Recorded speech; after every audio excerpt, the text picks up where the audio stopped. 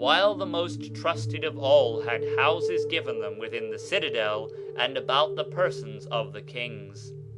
The docks were full of triremes and naval stores, and all things were quite ready for use. Enough of the plan of the royal palace. Crossing the outer harbors, which were 3 in number, you would come to a wall which began at the sea and went all around. This was everywhere distant 50 stadia from the largest zone and harbor, and enclosed the whole, meeting at the mouth of the channel toward the sea.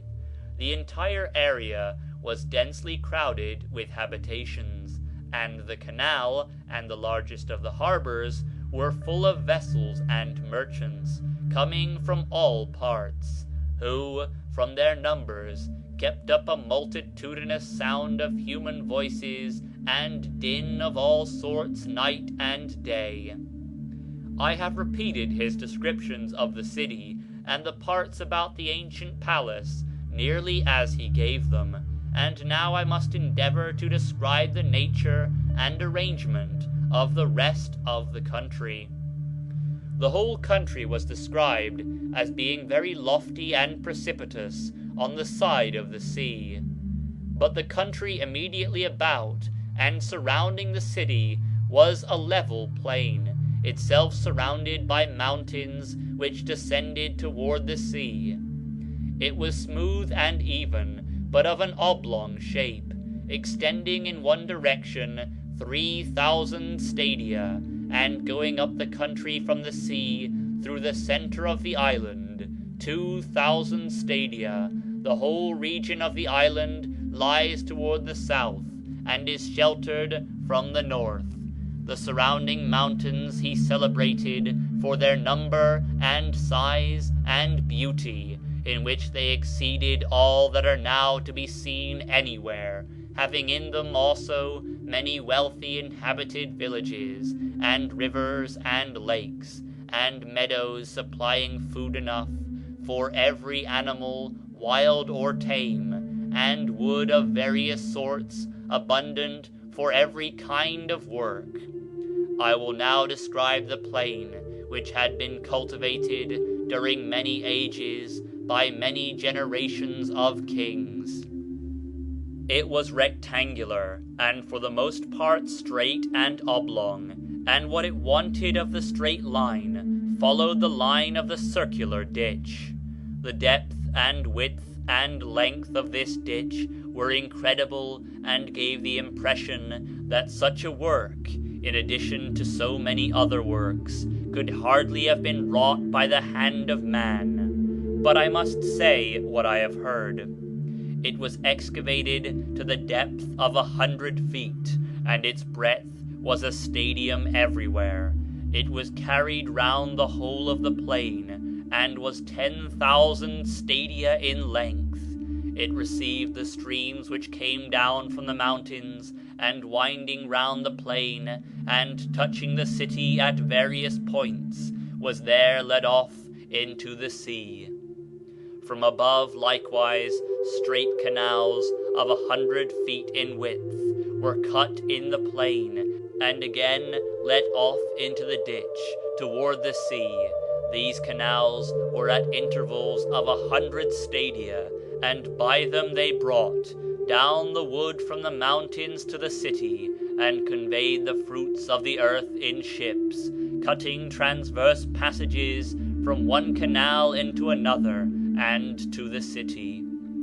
Twice in the year they gathered the fruits of the earth, in winter having the benefit of the rains, and in summer introducing the water of the canals. As to the population, each of the lots in the plain had an appointed chief of men who were fit for military service, and the rise of the lot was to be a square of 10 stadia each way, and the total number of all the lots was 60,000. And of the inhabitants of the mountains, and of the rest of the country, there was also a vast multitude having leaders, to whom they were assigned according to their dwellings and villages.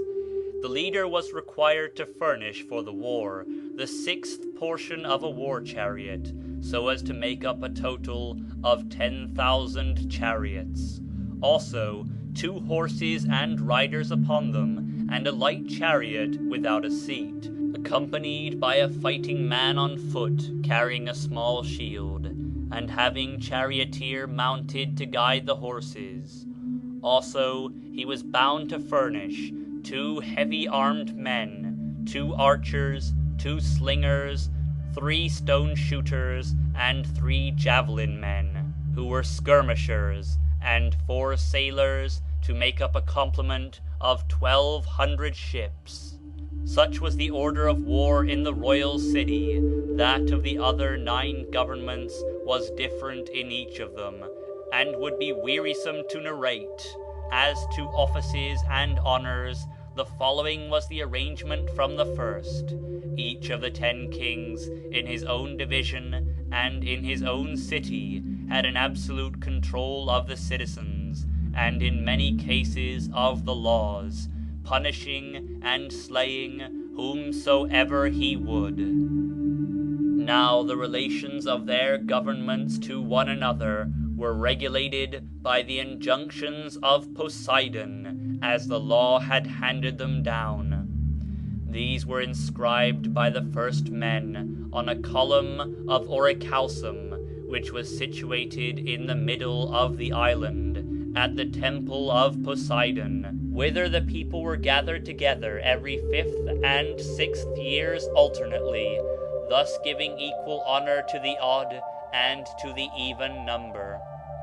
And when they were gathered together, they consulted about public affairs, and inquired if anyone had transgressed in anything, and passed judgment on him accordingly. And before they passed judgment, they gave their pledges to one another in this wise. There were bulls who had the range of the temple of Poseidon, and the 10 who were left alone in the temple, after they had offered prayers to the gods, that they might take the sacrifices which were acceptable to them, hunted the bulls without weapons, but with staves and nooses, and the bull which they caught they led up to the column. The victim was then struck on the head by them, and slain over the sacred inscription. Now on the column, besides the law, there was inscribed an oath, invoking mighty curses on the disobedient. When, therefore, after offering sacrifice according to their customs, they had burnt the limbs of the bull, they mingled a cup, and cast in a clot of blood for each of them. The rest of the victim they took to the fire, after having made a purification of the column all round. Then they drew from the cup in golden vessels, and pouring a libation on the fire, they swore that they would judge according to the laws on the column, and would punish anyone who had previously transgressed, and that for the future they would not, if they could help, transgress any of the inscriptions, and would not command or obey any ruler who commanded them to act otherwise than according to the laws of their father Poseidon. This was the prayer which each of them offered up for himself and for his family, at the same time drinking and dedicating the vessel in the temple of the god. And after spending some necessary time at supper, when darkness came on, and the fire about the sacrifice was cool, all of them put on most beautiful azure robes, and, sitting on the ground at night, near the embers of the sacrifices on which they had sworn, and extinguishing all the fire about the temple, they received and gave judgment, if any of them had any accusation to bring against anyone. And when they had given judgment, at daybreak they wrote down their sentences on a golden tablet, and deposited them as memorials with their robes. There were many special laws which the several kings had inscribed about the temples, but the most important was the following: that they were not to take up arms against one another, and they were all to come to the rescue if any one in any city attempted to overthrow the royal house. Like their ancestors, they were to deliberate in common about war and other matters, giving the supremacy to the family of Atlas, and the king was not to have the power of life and death over any of his kinsmen, unless he had the assent of the majority of the 10 kings.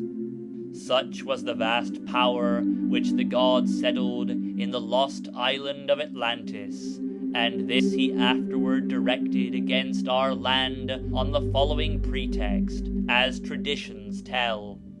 For many generations, as long as the divine nature lasted in them, they were obedient to the laws, and well affectioned toward the gods, who were their kinsmen, for they possessed true, and in every way great spirits, practicing gentleness and wisdom in the various chances of life, and in their intercourse with one another.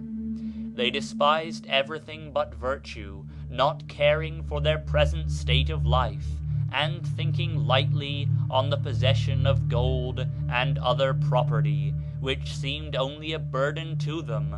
Neither were they intoxicated by luxury, nor did wealth deprive them of their self-control, but they were sober, and saw clearly that all these goods are increased by virtuous friendship with one another, and that by excessive zeal for them, and honor of them, the good of them is lost, and friendship perishes with them. By such reflections, and by the continuance in them of a divine nature, all that which we have described waxed and increased in them. But when this divine portion began to fade away in them, and became diluted too often, and with too much of the mortal admixture, and the human nature got the upper hand, then they, being unable to bear their fortune, became unseemly, and to him who had an eye to see, they began to appear base, and had lost the fairest of their precious gifts. But to those who had no eye to see the true happiness, they still appeared glorious and blessed at the very time when they were filled with unrighteous avarice and power.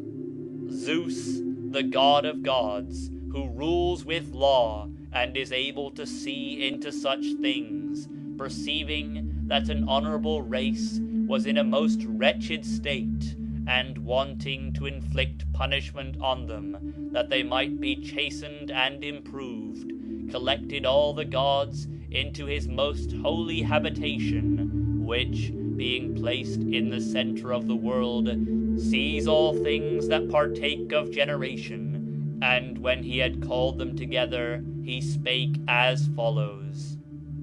Here Plato's story abruptly ends.